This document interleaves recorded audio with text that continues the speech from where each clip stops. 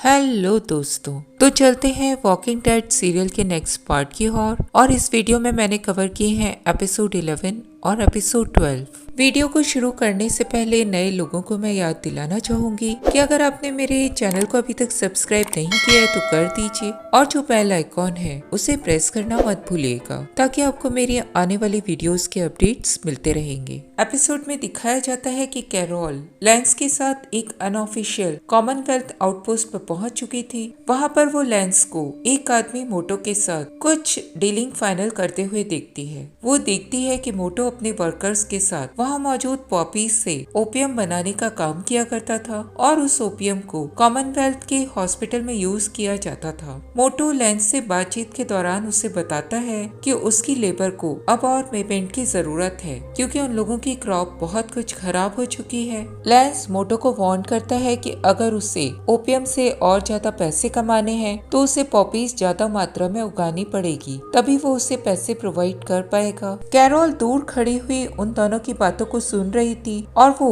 वहाँ मौजूद सभी वर्कर्स को वॉच भी कर रही थी। कैरोल को एक वर्कर से बात करने के दौरान कुछ बातें पता चलती है। वो लैंस को एक किनारे ले जाकर बताती है कि मोटो ने अपने आदमियों को एक भी पैसा नहीं दिया था और वो लैंस के आदमियों को रिश्वत देकर इस मामले में चुप रहने के लिए बोला करता था। ये सब बातें कैरोल को मोटो के ही वर्कर्स से पता चल चुकी थी। लैंस कैरोल के मुंह से ये सुनकर चौंक जाता है और वो तुरंत ही मोटो को अरेस्ट कर लेता है। अगले सीन में कोनी और कैली को दिखाया जाता है। कोनी ट्रूपर डेविस की स्टोरी जानने में बहुत ज्यादा इंटरेस्टेड थी, लेकिन उसका बॉस चार चाहता था कि कैली पामेला की गाला पार्टी के बारे में आर्टिकल लिखे और वो उस आर्टिकल में डेविस के बारे में ये जिक्र करे कि वो एक डिसीज PTSD से सफर कर रहा था, जिसके कारण उसने मैक्स को बंदी बना लिया था और वो वहाँ मौजूद सभी लोगों को धमकाकर अपनी बातें कबूलवाना चाहता था। कैली और कोनी का बॉस उन दोनों को मर्सर और मिलिट्री के ऊपर एक आर्टिकल लिखने के लिए मर्सर के ट्रूप के पास भेज देता है। कोनी की मर्सर से मुलाकात होती है। कोनी मर्सर से टाइलर के बारे में सवाल करने लग जाती है। वो मर्सर से पूछती है कि उसे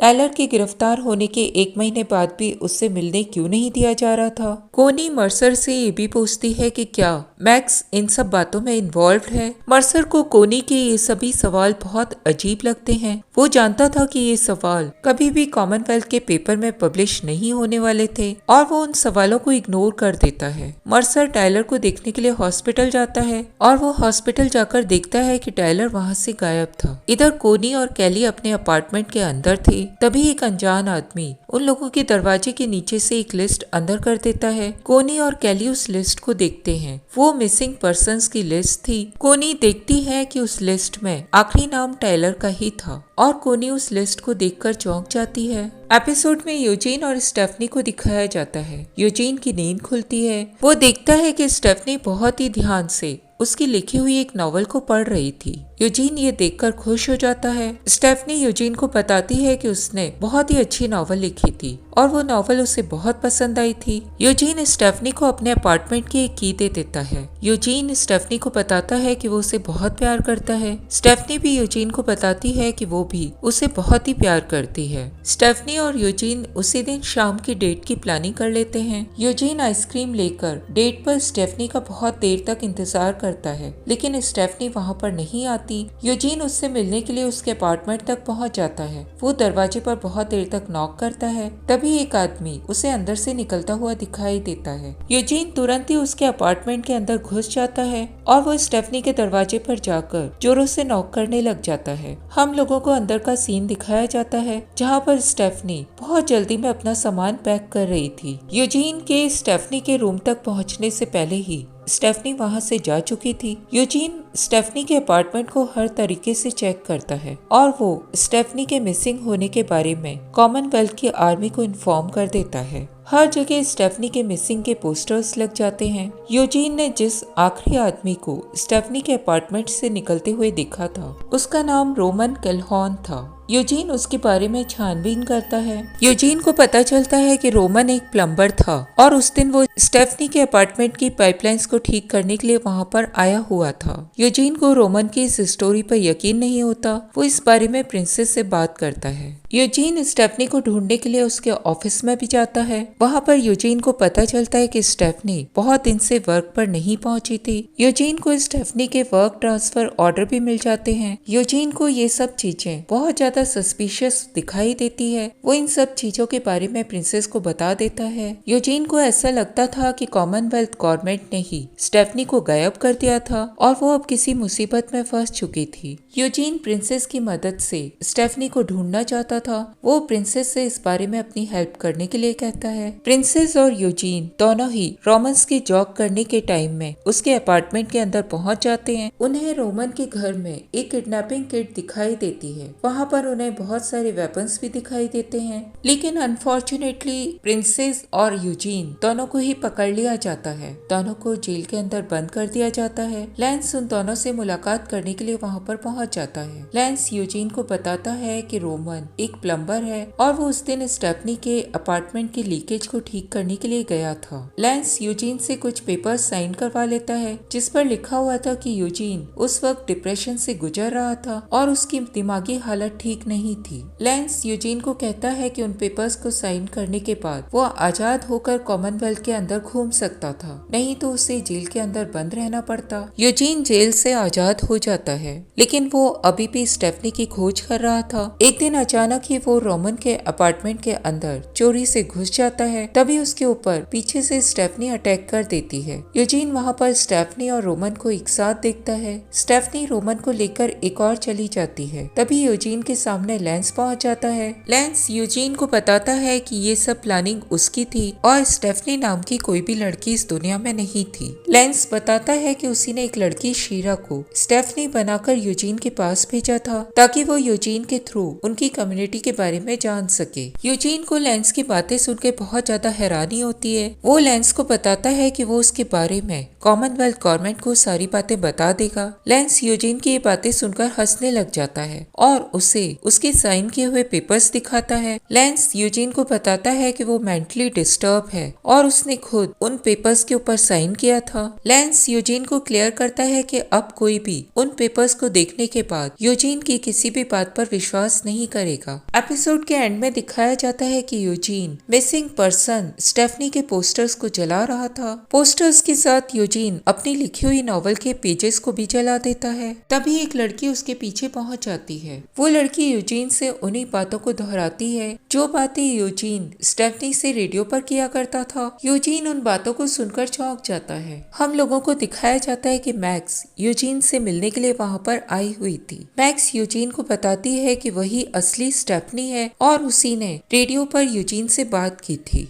एपिसोड की शुरुआत मैक्स से होती है जो कि असली स्टेफनी थी। वो यूजीन को अपने बारे में बताती है। वो यूजीन को बताती है कि उसे कुछ रेडियो पार्ट्स कॉमनवेल्थ सोसाइटी के बाहर कचरे के अंदर पड़े हुए मिले थे और उसने उन रेडियो पार्ट्स को असेंबल करके एक रेडियो बना लिया था जिसके थ्रू वो यूजीन से बात किया करती थी। मैक्स यूजीन को बताती है कि उसे यूजीन से बात करके बहुत अच्छा महसूस होता था। मैक्स मर्सर की बहन थी। एक दिन मर्सर ने उसके रेडियो सेट को पकड़ लिया था। मर्सर मैक्स को बताता है कि उन लोगों को एक ऐसे रेडियो सिग्नल के बारे में पता चल चुका था जो कि कॉमनवेल्थ से बाहर की सोसाइटी से लगातार संपर्क में था, लेकिन अभी तक वो लोग ये नहीं जानते थे कि वो बातें मैक्स अपने रेडियो के थ्रू किया करती थी। मर्सर मैक्स को इस बारे में वार्न करता है और उसे बताता है कि लैंस को किसी के कॉमनवेल्थ के अंदर से रेडियो पर बाहर की कम्युनिटी से कांटेक्ट करने के बारे में पता चल चुका है और वो इस बारे में इन्वेस्टिगेट कर रहा है। मर्सर मैक्स को ये भी बताता है कि वो लोग मैक्स और यूजीन के बीच में होने वाली सभी बातों को सुन चुके थे।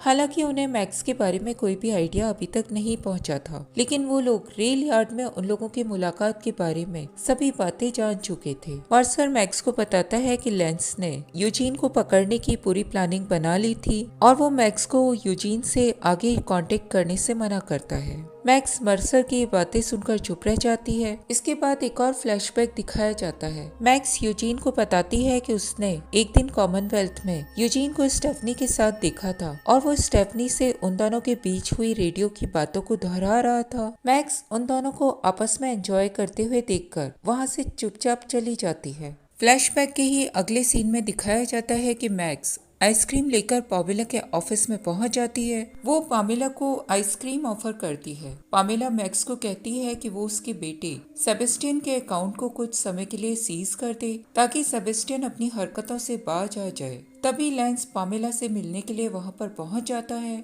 मैक्स देखती है कि लैंस पामेला से कॉमनवेल्थ सोसाइटी के बाहर की कम्युनिटीज के बारे में बात कर रहा था। वो उन बातों को सुनने की कोशिश करती है, लेकिन वो लैंस और पामेला के बीच की बातों का कोई भी अंदाजा नहीं लगा पाती। यूजीन के पूछने पर मैक्स उसे बताती है कि उसका असली नाम मैक्सी है और वो स्टेफनी के नाम से उससे बात किया करती थी। स्टेफनी उसकी मदर का नाम था। यूजीन मैक्स की इन बातों को सुनकर समझ नहीं पाता कि वो किस तरह से रिएक्ट करे। अगले सीन में लैंस और पामेला को दिखाया जाता है जो कि अलेक्जेंड्रिया की ओर एक गाड़ी के अंदर मूव कर रहे थे। पामेला को लैंस का अलेक्जेंड्रिया में इंटरेस्ट लेने का कारण समझ नहीं आ रहा था। वो लैंस से बात करती है कि अगर लोग उसकी कम्युनिटी के अंदर आना चाहते हैं तो बहुत खुशी से आ सकते थे, लेकिन अगर वो लोग अपनी कम्युनिटी को बिल्ड करके वहीं पर रहना चाहते हैं तो उन लोगों की मदद वो लोग खुशी से कर सकते थे। पामेला को समझ नहीं आ रहा था कि लैंस अपनी कम्युनिटी को एक्सपेंड क्यों करना चाह रहा था। वो अलेक्जेंड्रिया और हिलटॉप को अकेले क्यों नहीं छोड़ना चाहता था। पामेला और लैंस अलेक्जेंड्रिया पहुंच जाते हैं।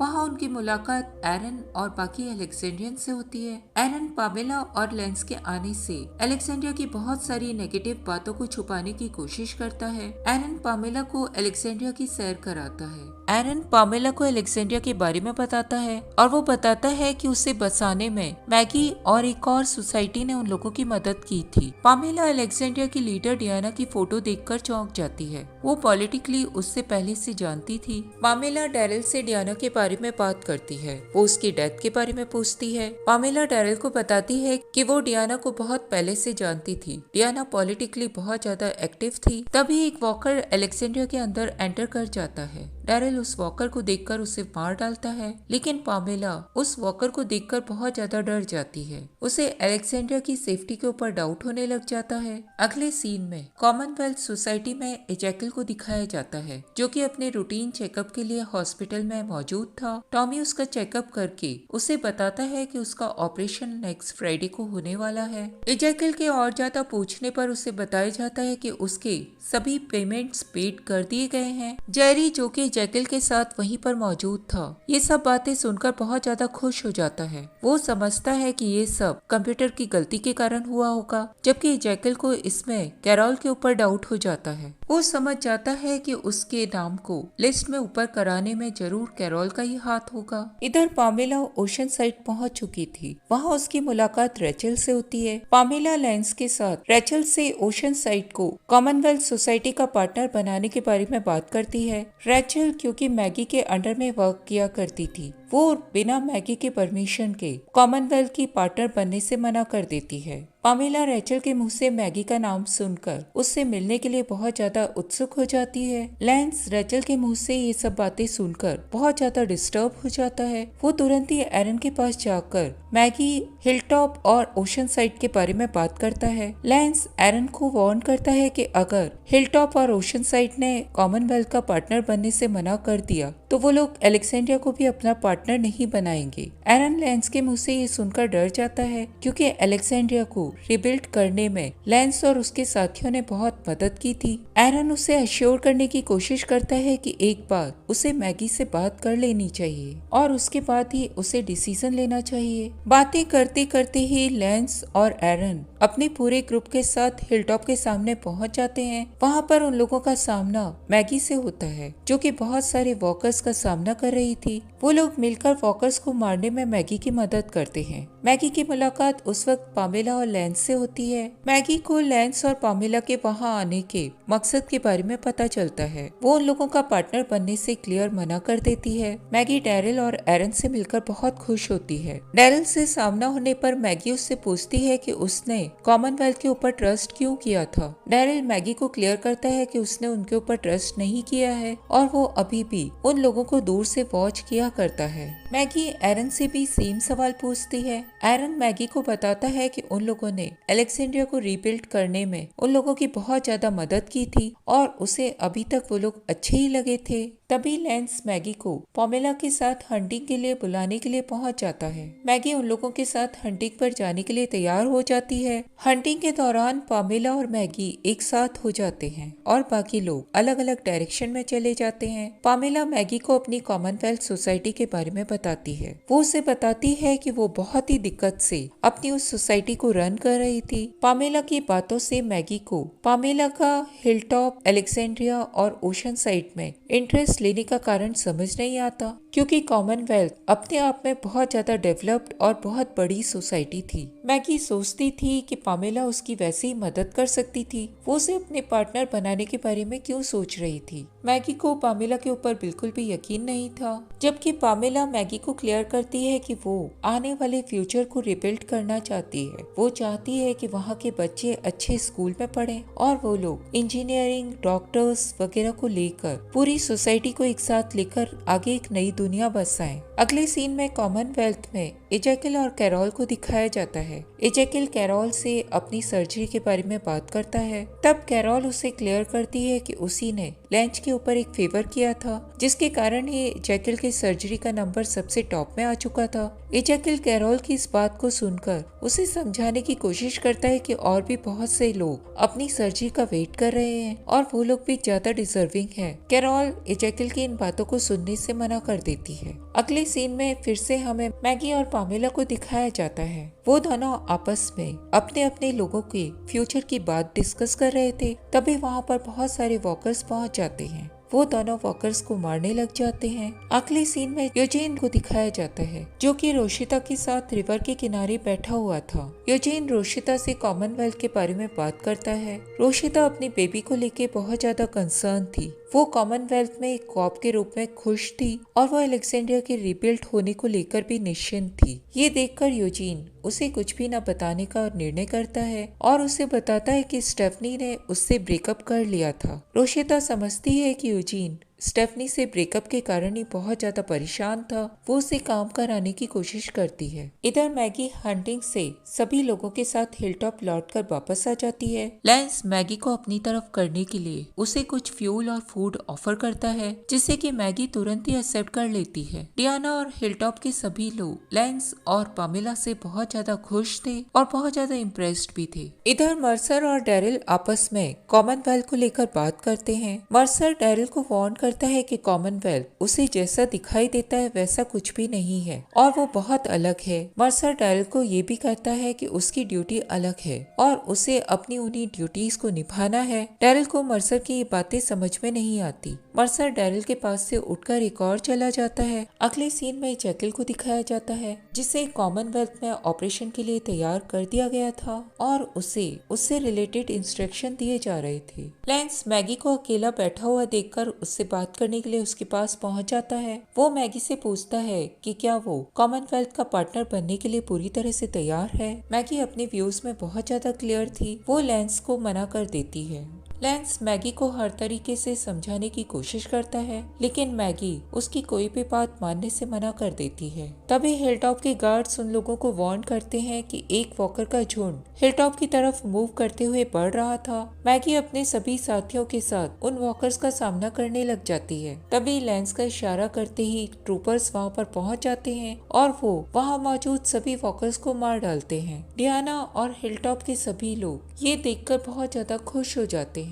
लेंस ये देखकर एक बार फिर से मैगी को समझाने की कोशिश करता है कि अगर वो लोग कॉमनवेल्थ का पार्टनर बनने के लिए हाँ कह दें तो उन लोगों को वॉकर्स से हमेशा के लिए छुटकारा मिल जाएगा, क्योंकि सिक्योरिटी के लिए ट्रूपर्स हमेशा उन लोगों के साथ रहेंगे। डियाना और लीडिया भी मैगी को समझाने की कोशिश करती हैं, लेकिन मैगी अपनी बात पर अड़ी हुई थी। पामेला एक बार फिर से मैगी से उसके मना करने का कारण पूछती है। मैगी पामेला को बताती है कि उसी ने कहा था कि हर चीज की कोई ना कोई कीमत होती है और वो किसी भी तरह की कीमत नहीं देना चाहती। इधर यूजीन मैक्स के पास कुछ आइसक्रीम्स लेकर पहुंच जाता है। यूजीन मैक्स से उसकी बातों पर बिलीव न करने के लिए उससे माफी मांगता है। यूजीन और मैक्स आपस में बातें करने लग जाते हैं। वो दोनों यूजीन की लिखी हुई बुक के बारे में बात करते हैं। मैक्स को उस बुक के बारे में काफी कुछ अंदाजा था। वो उस बारे में यूजीन से खुलकर बात करती है और उससे उस बुक को पढ़ने के लिए मांगती है। यूजीन मैक्स को बताता है कि उस बुक को स्टेफनी ने पूरा पढ़ लिया था और उसके बाद उसने उस बुक को जला दिया था। हिलटॉप में पामेला अपने पूरे ट्रुप के साथ वहाँ से जाने के लिए तैयार हो जाती है।